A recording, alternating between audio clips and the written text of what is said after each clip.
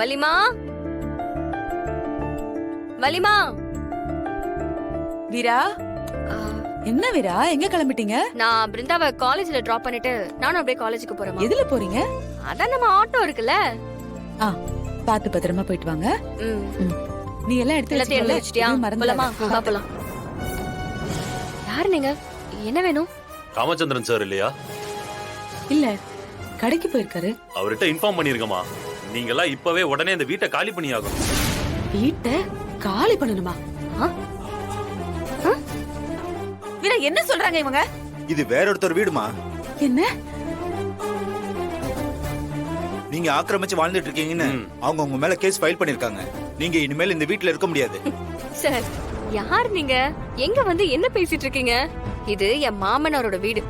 அவரு உழைச்சு சம்பாதிச்சு கட்டின வீடு. என்ன தூக்கத்துல இருந்து எழுந்திருச்சு வந்திருக்கீங்களா? அக்கா, எதுவும் டிராமால நடிக்கிறவங்களா இருக்கும். ட்ரெஸ் எல்லாம் வாடகைக்கு வாங்கி போட்டுட்டு வந்து மிரட்டுறாங்க. என்ன சார், அந்த விஜய் அனுப்பி வச்சாலா? இருக்குண்டி, கண்டிப்பா அவதான் அனுப்பியிருப்பா. சார், நாங்க உங்களை மாதிரி பல பேரை பார்த்திருக்கோம். இதுக்கு நாங்கெல்லாம் பயப்பட மாட்டோம். தயவு செஞ்சு போங்க சார். வேணா எங்க டிபார்ட்மெண்ட்டுக்கு கால் பண்ணி கேட்டுக்கோங்க. என்னது இது? என்னாச்சு சார்? யார் நீங்களா? என்னவா வீரா?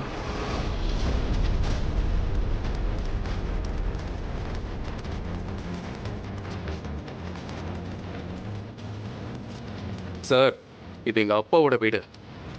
அது எப்படி மத்தவங்களோட ஆகும்? சார், எங்க கிட்ட எல்லா டாக்குமெண்ட்ஸும் இருக்கு சார்.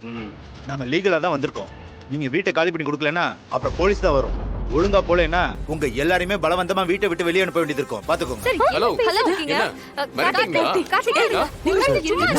வா வீரா, என்ன வீரா இவங்க என்னென்னமோ பேசிட்டு இருக்காங்க?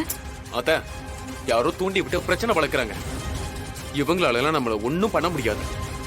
வீரா, நீ உன் மாமாக்கு போன் போடு. சரிங்க வலிமா. அது எப்படி சார்? இத்தனை வருஷமா நாங்க கடன் நடத்திட்டு இருக்கோம். திடீர்னு வந்து காலி பண்ண சொன்னா ஏதோ தப்பா இருக்கு சார்.